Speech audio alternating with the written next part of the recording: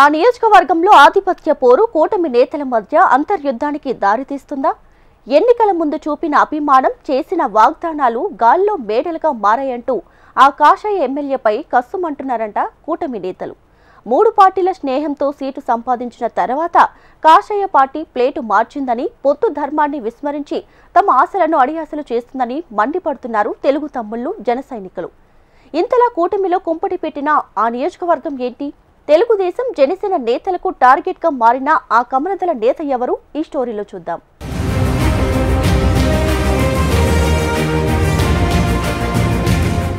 పోరాటాలు చేశారు, పార్టీ జెండాలు మోశారు, కూటమి ప్రభుత్వం అధికారంలోకి రావాలని రాత్రి పగలు శ్రమించి పనిచేశారు. ఫైనల్గా అనుకున్న లక్ష్యం నెరవేరింది.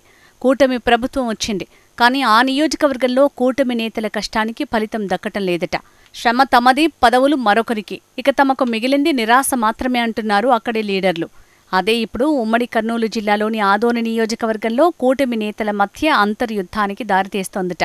ఆధిపత్య పోరుతో మొదలైన లుకలుకల వల్ల గందరగోళ పరిస్థితి నెలకొందట.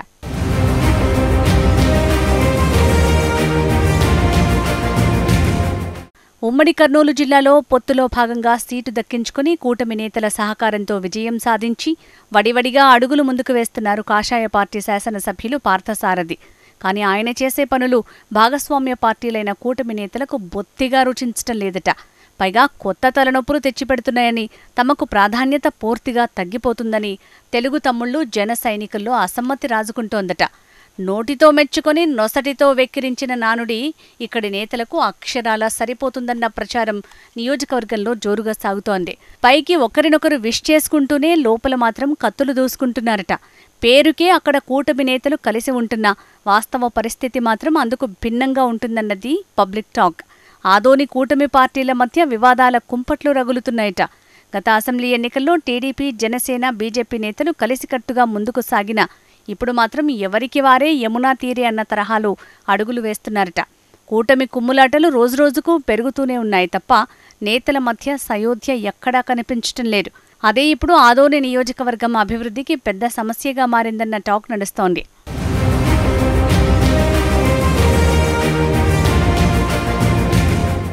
అసెంబ్లీ ఎన్నికల్లో అనూహ్యంగా కూటమి అభ్యర్థిగా బీజేపీ నుంచి బరిలోకి దిగారు పార్థసారథి. ఈ స్థానం నుంచి టీడీపీతో పాటు జనసేన తీవ్ర ప్రయత్నాలు చేసి విఫలం చెందాయి. పార్థసారథికి టికెట్ ఇవ్వటాన్ని జీర్ణించుకోలేక బహిరంగంగా విమర్శలు గుప్పించారు ఇరు పార్టీ నేతలు.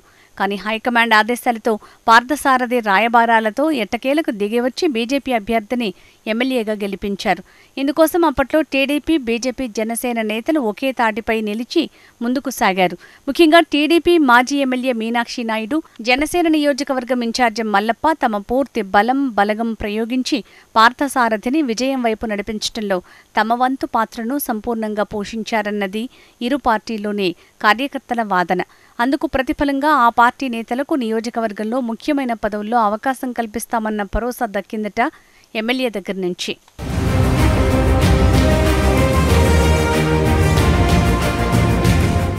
అయితే ఎన్నికల ముందు ఎమ్మెల్యే ఇచ్చిన హామీలు ఇప్పుడు ఏమాత్రం పనిచేయటం లేదట. ఇంత చేసినా తమ నేతలకు పదవులు దక్కడం లేదన్నది టీడీపీ, జనసేన క్యాడర్ వాదన. నియోజకవర్గంలోని ముఖ్యమైన పదవులన్నీ బీజేపీ క్యాడర్ ఎగరేసుకుపోతోంది అన్నది వారి ఆరోపణ. ఇదే ఇప్పుడు ఆదోని నియోజకవర్గంలో కూటమి నేతల మధ్య కుంపటి రాజేస్తోందట. దీంతో తాము ఎంత కష్టపడినా పదవులు దక్కటం లేదంటూ ఆదోని టీడీపీ నేతలు మాజీ ఎమ్మెల్యే మీనాక్షి నాయుడు ముందు ఆవేదన వ్యక్తం చేస్తే జనసేన నాయకుడు మల్లప్పకు వారి అనుచర వర్గం కంప్లైంట్లు చేస్తోందట. ఇక నియోజకవర్గంలో బీజేపీ కండువా కప్పుకున్న వారికే ప్రాధాన్యత లభించటం, అధికారులు కూడా వారికే పనులు చేయటం కూడా టీడీపీ, జనసేన స్థానిక నేతలకు విపరీతమైన మంట పుట్టిస్తోందట. స్థానిక శాసనసభ్యులు పార్థసారథి నియోజకవర్గ సమస్యల పరిష్కారం చేయటం లేదనే విమర్శలు కూడా ఉన్నాయి.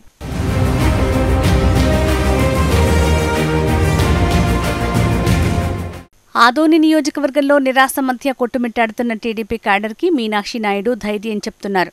అధిష్టానం అన్నీ గమనిస్తోందని, మంచి రోజులొస్తాయని నచ్చజెప్తున్నారట. పార్టీ కోసం కష్టపడే వారికి తప్పకుండా గుర్తింపు దక్కుతుందని అంటున్నారట. అయితే అది ఎప్పుడు, ఎలా అనేదే ఇప్పుడు క్యాడర్కు $1 మిలియన్ ప్రశ్నగా మారింది.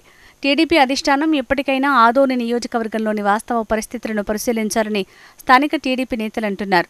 కూటమి ప్రభుత్వం అధికారంలోకి వస్తే తమ ఇబ్బంది తీరుతుందని భావించిన టీడీపీ క్యాడర్కు అధికారం అందని ద్రాక్షగానే మిగిలిందట. ఇక ఆదోని ఎమ్మెల్యే పార్థసారథి అనుచరులు కొందరు రేషన్ బియ్యం మాఫియాకు కొమ్ము కాస్తున్నారని, బెల్ట్ షాపుల నిర్వహణలో సహకారం అందిస్తున్నారన్న బహిరంగ ఆరోపణలకు కొదవే లేదు. వీటిపై పెద్దగా దృష్టి సారించని ఆదోని ఎమ్మెల్యే తన పని తాను చేసుకుంటూ ముందుకు సాగుతున్నాడట. అర్హతకు మించి అవకాశం ఎవరికీ ఇవ్వరని, నియోజకవర్గంలోని కూటమి నేతలకు ఇప్పటికే సముచిత స్థానం కల్పించడంలో తమ నేత సఫలీకృతమయ్యాడు అన్నది కమలం పార్టీ కార్యకర్తల వాదన. ఇంటింటికి తిరిగి ప్రజా సమస్యల పరిష్కారంలో ముందుండే తమ నేతపై కూటమి నేతల ఆరోపణలు ఏంటని మండిపడుతున్నారు. ఎన్నికల ముందు కూటమి నేతలకు ఇచ్చిన హామీలు పకడ్బందీగా అమలు చేస్తున్నారంటూ స్పష్టం చేస్తున్నారు. అనవసరపు ఆరోపణలతో కొత్త సమస్యలకు నాంది పలకకుండా ఉన్న సమస్యల్ని పరిష్కరించేందుకు తమతో కలిసి రావాలని, పనిచేసిన ప్రతి ఒక్కరికి పదవులు పరిగెత్తుకుంటూ వస్తాయని పిలుస్తున్నారట.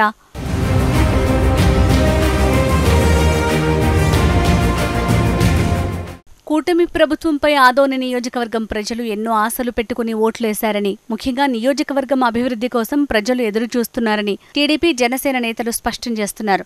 వారి సమస్యలు పరిష్కారం కాకపోయినా, ఇరు పార్టీల కార్యకర్తలు సంతృప్తి చెందకపోయినా వచ్చే ఎన్నికల్లో కూటమికి ఆదరణ ఉండదని, ఇబ్బంది తప్పదని హెచ్చరిస్తున్నారు. ఏదేమైనా ఆదోని నియోజకవర్గంలో కూటమి నేతల మధ్య సయోధ్య లేకుండా పోవటం, మరోవైపు పదవులు రాక అధిష్టానం పట్టించుకోకపోవడంతో పాటు టీడీపీ, అటు జనసేన క్యాడర్ నిరుత్సాహంలో కొట్టుమిట్టాడుతున్న వారి అసంతృప్తిని తొలగించాలంటున్నారు కూటమి నేతలు.